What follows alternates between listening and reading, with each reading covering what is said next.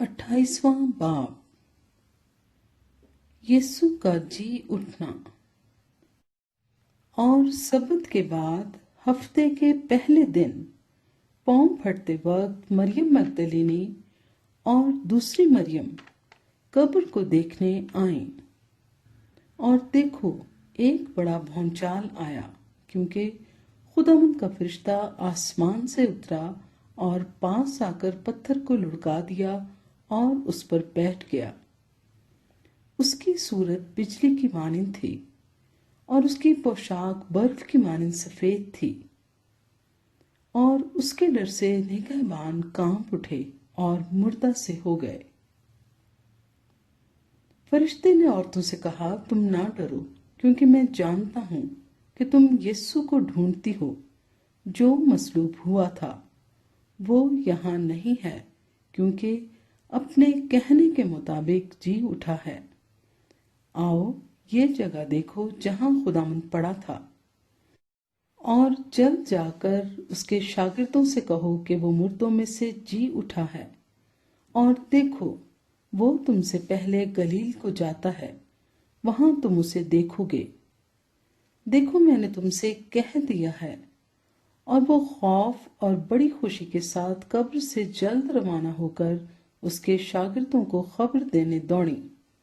और देखो, यीशु उनसे मिला और उसने कहा, सलाम। उन्होंने पास आकर उसके कदम पकड़े और उसे सिजदा किया। इस पर यीशु ने उनसे कहा, डरो नहीं, जाओ, मेरे भाइयों से कहो कि गलील को चले जाएं, वहां मुझे देखेंगे। पहरेदारों का बयान।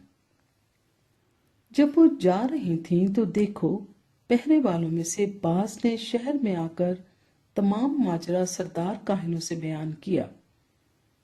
और उन्होंने बुजुर्गों के साथ जमा होकर मशवरा किया और सिपाहियों को बहुत सा रुपया देकर कहा, ये कह देना कि रात को जब हम सो रहे थे, उसके शागिर्द आकर उसे चुरा ले गए।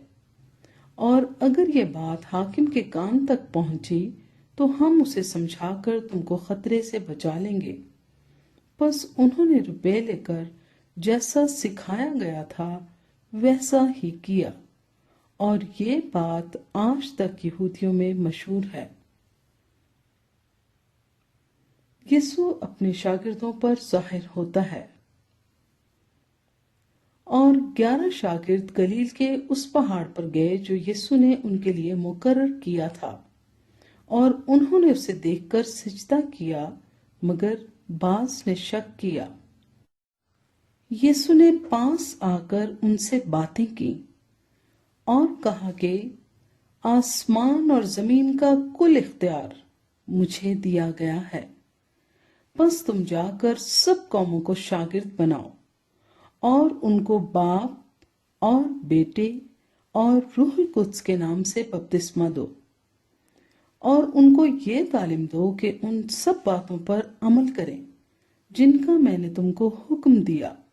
और देखो, मैं दुनिया के आखिर तक हमेशा तुम्हारे साथ हूं।